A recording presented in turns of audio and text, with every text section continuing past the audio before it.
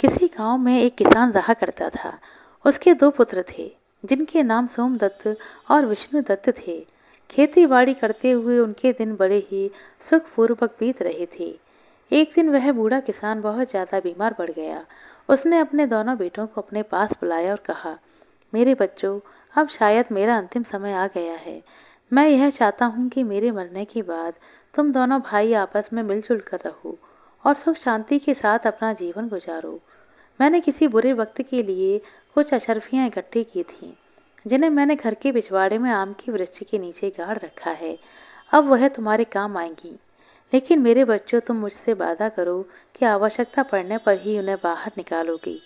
वह दोनों भाई बोले, हम वादा करते हैं पिताजी, जैसा आप कहोगे हम वैसा ही करेंगे। इतना कहते ही बूढ़े किसान ने अपने प्राण त्याग दिए। थोड़े समय के बाद उस बूढ़े व्यक्ति का अंतिम संस्कार कर दिया गया। लेकिन बड़े भाई विष्णुदत्त को अपने पिताजी के मरने का जरा भी दुख नहीं था। उसकी आंखों के सामने तो केवल अशर्फियों का घड़ा ही घूम रहा था। उस रात को विष्णुदत्त को नींद नहीं आ रही थी। वह बार बार करवट बदल रहा था। आधी रात के बाद भोर होने से पहले ही वह उठकर बैठ गया और सोचने लगा कि सोमदत्त के उठने से पहले मुझे अपना काम पूरा कर लेना चाहिए, वरना फिर ऐसा मौका कभी नहीं मिलेगा। यह सोचकर उसने अपनी कुदाल उठाई और घर के पीछे वाले हिस्से में पेड़ के नीचे जा पहुंचा, जहां पर अशर्फियों का घड़ा दबा हुआ था। कुछ क्षणों में उसने जमीन को खोदकर वहां से अशर्फियों वाला घड़ा बाहर निकाल लिया। अशर्फियों को देखकर बहुत खुश हुआ। वह कहने लगा, वाह, इतनी सारी अशर्फियाँ! अब लगता है मुझे ज़िंदगी में किसी भी चीज़ की कोई कमी नहीं होगी। उसने तुरंत घड़ा उठाया और दूसरे पेड़ के नीचे गाड़ दिया। फिर आराम से घर में जाकर अपनी जगह पर दोबारा लेट गया। अब सुबह हुई तो छोटा भाई सोमदत्त अपने बड़े भाई विष्णुदत्त को जोर जोर से आवाज़ लगाकर उठा रहा था। बड़े भैया, जल्दी उठो, गजब हो गया।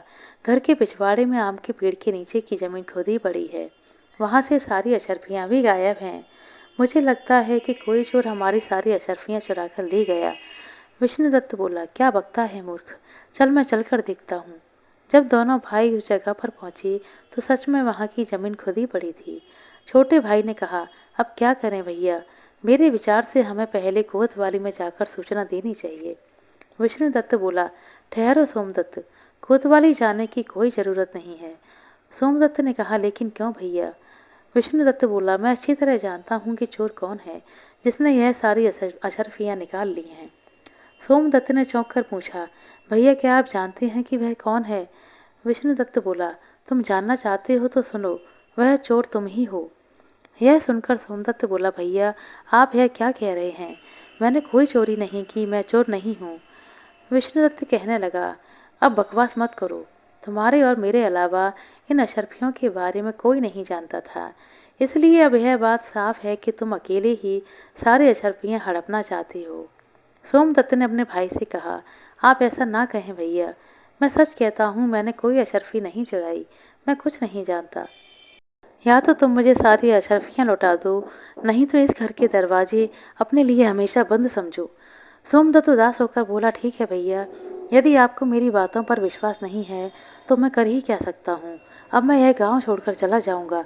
सोमदत्त दुखी मन से तुरंत ही वहाँ से चल पड़ा।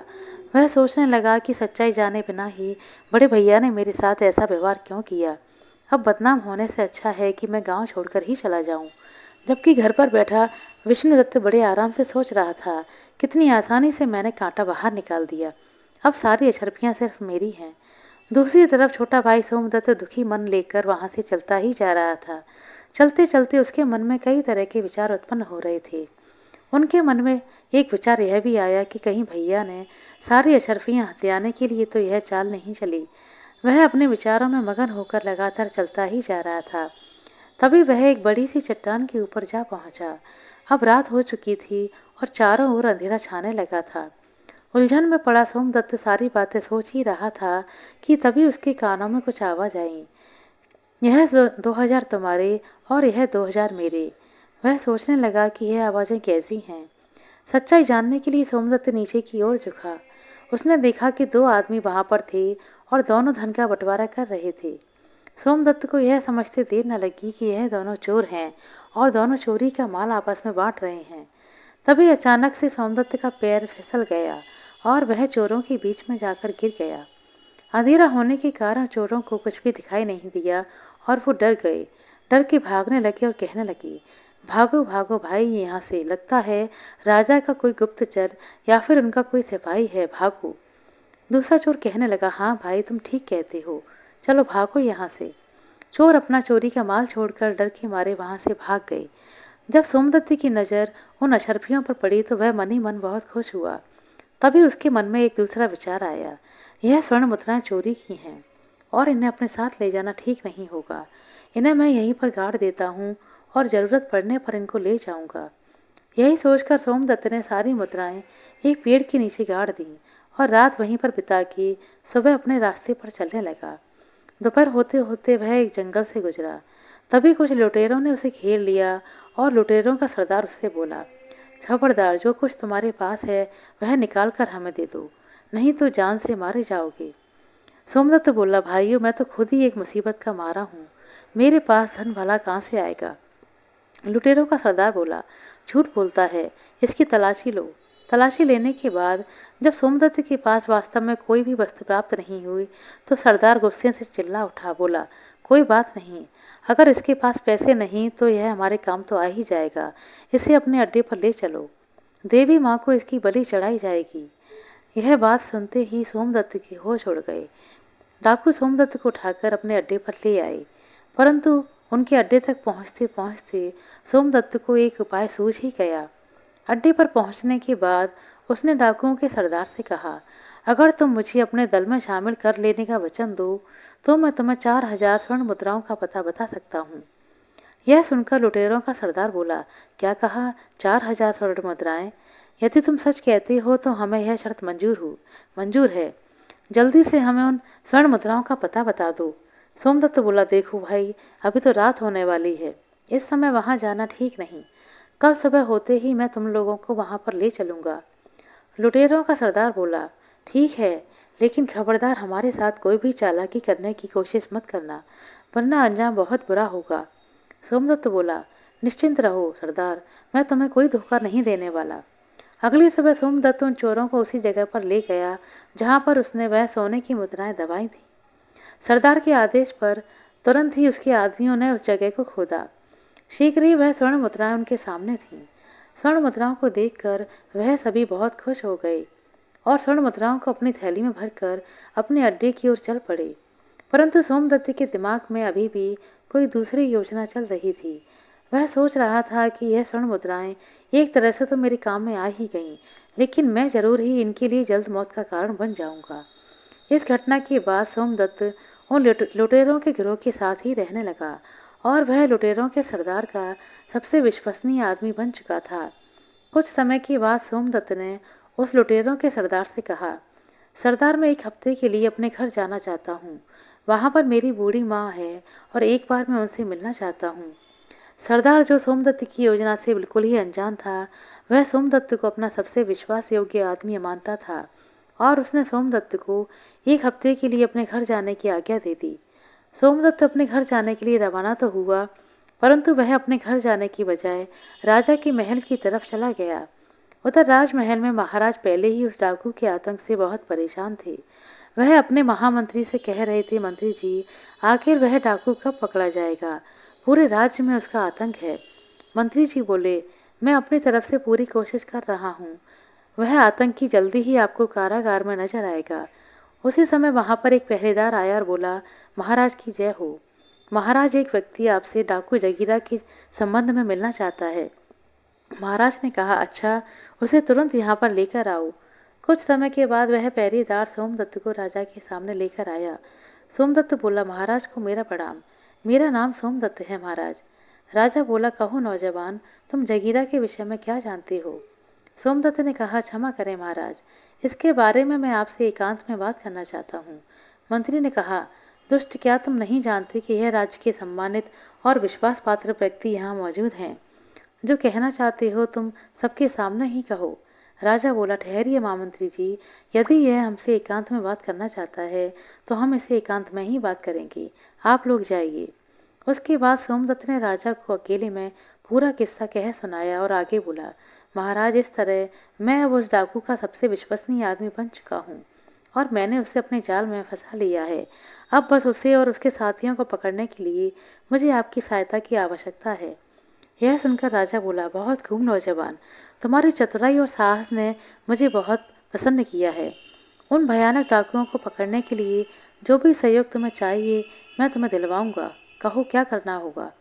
सोमदत्त बोला, महाराज, परसों रात कम से कम 500 सिपाहियों को आप मेरे साथ भेजें। मैं उन सभी डाकुओं को पकड़ना चाहता हूँ। उन सभी सिपाहियों को लेकर मैं डाकुओं के अड्डे पर जाऊंगा, जहाँ पर वो सैनिक उन डाकुओं पर आक्रमण कर देंगे और उन डाकुओं के गिरोह को गिरफ्तार कर लिया जाएगा। राजा बोला, बिल्कुल ठीक कहा, तुम्हारी सलाह बहुत उचित है। तो यह तय रहा कि हम परसों रात को सैनिकों को तुम्हारे साथ भेजेंगे। तब तक तुम यहीं राजमहल में रहो और हमारे शाही मेहमान बनकर रहो। उसके 2 दिन के बाद सोमदत्त अपनी योजना के अनुसार सैनिकों को लेकर डाकुओं के अड्डे पर पहुंच गया। सैनिकों की टुकड़ी ने उन डाकुओं पर आक्रमण कर दिया। कुछ ही समय में सारे डाकुओं को गिरफ्तार कर लिया गया। उनमें से कुछ डाकू मारे भी गए और जो बचे थे उनको महाराज के सामने पेश किया गया। वहां पर सोमदत्त को देखकर डाकुओं का सरदार मन ही मन सोचने लगा, कितना बड़ा धोखा हो गया। इस शैतान के बच्चे सोमदत्त ने हमें कहीं का नहीं छोड़ा। अगले दिन दरबार में सभी दरबारी और मंत्रियों से विचार विमर्श करने के बाद राजा जयसिंह ने उन सभी डाकुओं को एक ही सजा सुनाई। इन सभी खूनी दरिंदों को हम सजाए मौत देते हैं। सैनिकों, अब तुम्हें इन्हें ले जाओ और अगली अमावस के दिन इन्हें फांसी पर लटका देना। उसके बाद राजा जयसिंह ने कहा, सोमदत्त, तुम्हारी बहादुरी की वजह से इन सारे डाकुओं को पकड़ने में बहुत मदद मिली है। हम तुमसे बहुत ही प्रसन्न हैं और आज से हम तुम्हें अपना सेनापति नियुक्त करते हैं। सोमदत्त ने सुनकर कहा, आपका बहुत बहुत धन्यवाद महाराज, जो आपने मुझे देश की सेवा करने लायक समझा। उधर दूसरी तरफ सोमदत्त का बड़ा भाई विष्णुदत्त अपने पिता की मेहनत की कमाई को बुरे कामों में बर्बाद कर रहा था। उसे जुआ खेलने की बहुत बुरी लत लग चुकी थी। वह शराब और जुए में अपना सारा पैसा बर्बाद कर चुका था। उसकी हालत इतनी बुरी हो चुकी थी कि अब उसके पास खाने के लिए अन्न तक नहीं बचा था। पूरे गांव में वह इतना बदनाम हो चुका था कि अब उसे गांव में कहीं भी कोई भी काम नहीं दे रहा था। इसलिए उसने निश्चित किया कि इस गांव में भूखे मरने से अच्छा है कि किसी दूसरे गांव में जाकर कोई काम धंधा किया जाए। इसी तरह वह चलता हुआ उसी राज्य में आ पहुंचा जहाँ पर उसका भाई सोमदत्त सेनापति था। उसी नगर में वह किसी सेठ जी की दुकान पर गया और उनसे पूछने लगा, सेठ जी, मुझे कोई काम मिलेगा क्या? सेठ जी ने कहा, अरे भाई, तुम चेहरे से तो चोर उचक्के लगते हो, तुम्हें भला कोई क्या काम देगा? इसलिए मुझे माफ़ करो भाई और यहाँ से चले जाओ। विष्णुदत्त सोचने लगा, ईमानदारी से शायद मुझे यहाँ कोई काम नहीं देगा। अब तो पेट भरने के लिए मुझे चोर उचक्का ही बनना पड़ेगा। तभी उसकी नज़र सेठ जी के पास रखी एक थैली पर पड़ी। उसे लगा कि यह स्वर्ण मुद्राओं की थैली है। उसने वहाँ से थैली उठा ली और तुरंत वहाँ से भाग गया। सेठ को उसे पकड़ने का मौका ही नहीं मिला। वह तो केवल चोर चोर चिल्लाता रह गया। बाजार के कुछ लोग उसके पीछे पीछे भागे, लेकिन वह विष्णुदत्त पकड़ में ना आ सका। उधर सेनापति बन चुका सोमदत्त अपना काम बड़ी ईमानदारी से कर रहा था। एक दिन महाराज ने सोमदत्त को बुलाया और कहा, सोमदत्त, तुम एक बहुत ही बहादुर, बुद्धिमान और नेक व्यक्ति हो। मैं चाहता हूँ कि मेरी बेटी निशा के साथ तुम्हारा विवाह कर दिया जाए। कहो इस पर क्या जवाब देते हो? सोमदत्त ने कहा, महाराज, यदि आपकी ऐसी इच्छा है तो मैं इनकार नहीं कर सकता। मुझे यह विवाह प्रस्ताव स्वीकार है। कुछ ही दिनों में एक शुभ मुहूर्त देखकर दोनों का विवाह संपन्न हो गया। विवाह को अभी कुछ ही दिन बीते थे और महाराज ने सोमदत्त को कहा, बेटा, अब हम बूढ़े हो चुके हैं, इसलिए हम चाहते हैं कि अब राज्य की बागडोर तुम संभाल लो। अगले ही दिन सोमदत्त का राज तिलक कर दिया गया। महाराज जय सिंह अब तीर्थ यात्रा को निकल चुके थे। कुछ महीनों के बाद जो सबसे बड़ी समस्या सोमनाथ के सामने आई वह थी विष्णु चोर की, जो उसी का सगा भाई विष्णुदत्त था। अब तक वह एक नामी और खतरनाक चोर बन चुका था। सैनिकों ने काफ़ी प्रयास किया लेकिन वह उसे पकड़ ना सकी। चोर उसी जंगल में एक पेड़ के खोकर में रहा करता था। एक रात वह बैठा बैठा सोच रहा था कि कोई ऐसी तरकीब लगाई जाए कि मुझे बार बार चोरी करने की आवश्यकता ही ना पड़े। अगर मैं एक बार राज खजाने पर हाथ साफ कर लूँ तो मुझे दोबारा कभी भूखे मरने की नौबत नहीं आएगी और ना ही मुझे कभी चोरी करनी पड़ेगी। और फिर मैं किसी दूसरे देश में जाकर अपने आगे की ज़िंदगी बड़े आराम से गुजार सकता हूँ। अगली रात राज खजाने की चोरी करने के उद्देश्य से विष्णुदत्त राजमहल में जा पहुंचा। हाथों में रस्सी लिए वह दीवार पर चढ़ने की सोच रहा था और दूसरी तरफ संयोग से उस चोर के बारे में सोच सोचकर राजा को नींद नहीं आ रही थी। उस समय वह राजमहल की छत के ऊपर घूम रहे थे। जैसे ही विष्णुदत्त रस्सी के सहारे छत के ऊपर चढ़ा, वहां पर मौजूद राजा सोमदत्त ने उसे देख लिया। राजा सोमदत्त ने अपनी तलवार निकाली, साथ ही अपने सिपाहियों को आवाज लगाई। कुछ ही पलों में सैनिक वहां पहुंच गए। राजा के सैनिकों ने गिरफ्तार कर लिया। विष्णुदत्त ने भागने की बहुत कोशिश की, लेकिन वह भागने में सफल नहीं हो पाया और सैनिकों ने उसे पकड़ लिया। सोमदत्त ने उसे देखकर कहा, तुम तो विष्णुदत्त हो मेरे भाई, लेकिन एक नामी चोर। मैं यह सपने में नहीं सोच सकता था कि मेरा भाई इतना बड़ा चोर निकलेगा। उसने आदेश दिया, सैनिकों, इसे ले जाओ और कारागार में डाल दो। सुबह ही दरबार में हम इसकी सुनवाई करेंगे। विष्णुदत्त को अब कारागार में डाल दिया गया। अब वह मन ही मन पछता रहा था और सोच रहा था कि मेरी बुरी नीयत ने मुझे आज पतन की इतनी गहराइयों में धकेल दिया। तब कि सोमदत्त, जिसे मैंने बेईमान बनकर धक्के मारकर अपने घर से बाहर निकाल दिया था, अपनी ईमानदारी और नेकी की वजह से एक राजा बन गया और मैं जिसके पास सब कुछ था, एक चोर बनकर आज उसके बंदी गृह में पड़ा हुआ हूँ। इधर सोमदत्त की आंखों में भी नींद का नामो निशान नहीं था। वह सोच रहा था कि कल का दिन मेरी जिंदगी का बहुत ही कठिन दिन होने वाला है। मुझे एक बहुत ही भयानक अग्नि परीक्षा से गुजरना पड़ेगा। क्या इस परीक्षा में मैं सफल हो पाऊंगा? मुझे कुछ भी समझ में नहीं आ रहा। काश महाराज ने मुझे यह राजपाट ना सौंपा होता। अगले दिन दरबार में चोर विष्णुदत्त को पेश किया गया। महाराज ने उससे पूछा, विष्णुदत्त, तुम्हारे ऊपर लगाए गए सारे चोरी के इल्जाम प्रमाणित हो चुके हैं। क्या अब तुम्हें अपनी सफाई में कुछ कहना है? विष्णुदत्त बोला, बस इतना ही कहना चाहता हूँ महाराज कि मुझ जैसे शैतान को आप इतनी कठोर सजा दें कि भविष्य में चाहकर भी कोई चोरी ना कर सके। सोमदत्त ने कहा, ठीक है, हम तुम्हें ऐसी ही सजा देंगे विष्णुदत्त। सैनिकों, ले जाओ इस चोर को और इसके हाथ और पैर काट दो। इसके बाद इसे देश की सीमा से बाहर निकाल दो। सोमदत्त का यह इंसाफ देखकर उसकी प्रजा और उसके मंत्री सब उसकी जय जयकार करने लगे। राजा की आज्ञा का पालन किया गया और चोर विष्णुदत्त का एक हाथ और एक पैर काटकर उसे राज्य की सीमा से बाहर निकाल दिया गया। जब वह देश छोड़कर जा रहा था, तभी उसके सामने राजा सोमदत्त आ गए। सोमदत्त को देखकर विष्णुदत्त बोला, महाराज आप, काश आपने मेरा हाथ और एक पैर काटने की बजाय मुझे मौत की सजा दे दी होती। ऐसा करके तो आपने मुझे तड़प तड़प कर मरने के लिए दुनिया में छोड़ दिया। सोमदत्त ने कहा, उस समय तो मैं एक राजा था, परंतु अब आपके सामने आपका छोटा भाई सोमदत्त खड़ा है। एक राजा होकर मैंने एक चोर को सजा देकर अपने धर्म का पालन किया है और अब एक भाई अपने भाई के पास अपने धर्म और कर्तव्य का पालन करने के लिए आया हूँ। विष्णुदत्त ने कहा, मैं कुछ समझा नहीं सोमदत्त। सोमदत्त बोला, भैया मैं जानता हूँ, एक हाथ और एक पैर कटने की वजह से आप कभी कोई काम नहीं कर पाएंगे। इसके लिए आज मैं आपको कुछ धन देने आया हूँ। इस थैले में कुछ स्वर्ण मुद्राएं हैं जो कि मेरी मेहनत की कमाई हुई हैं। मुझे विश्वास है कि इतने धन के साथ आप किसी दूसरे देश में अपना जीवन आराम से व्यतीत कर सकते हैं। लेकिन भैया आप इनकार मत करिए, नहीं तो कभी मैं अपने आप को माफ़ नहीं कर पाऊंगा। यह सुन विष्णुदत्त बोला, तुम कितने महान हो सोमदत्त, ईश्वर हमेशा तुम्हें इसी तरह से खुश रखे। फिर दोनों ने आपस में गले लगकर एक दूसरे को बड़े ही भारी मन से विदाई दी। बड़ा भाई छोटे भाई से कहने लगा, मेरी ईश्वर से विनती है कि मुझे हर जन्म में तुम्हारे जैसा ही भाई मिले। और दोनों भाई अपनी अपनी राह पर वापस चले गए। उसके बाद उस देश में विष्णुदत्त को दोबारा किसी ने नहीं देखा और राजा सोमदत्त अपनी प्रजा का पालन करते करते अपना जीवन व्यतीत करने लगे। आशा करते हैं दोस्तों आपको हमारे द्वारा सुनाई गई है कहानी अच्छी लगी होगी। कहानी अच्छी लगी हो तो कृपया लाइक कर दें, शेयर कर दें। चैनल पर नए हैं तो सब्सक्राइब कर लें। अपना कीमती समय देने के लिए बहुत बहुत धन्यवाद। मिलते हैं अगले वीडियो में, तब तक के लिए नमस्कार।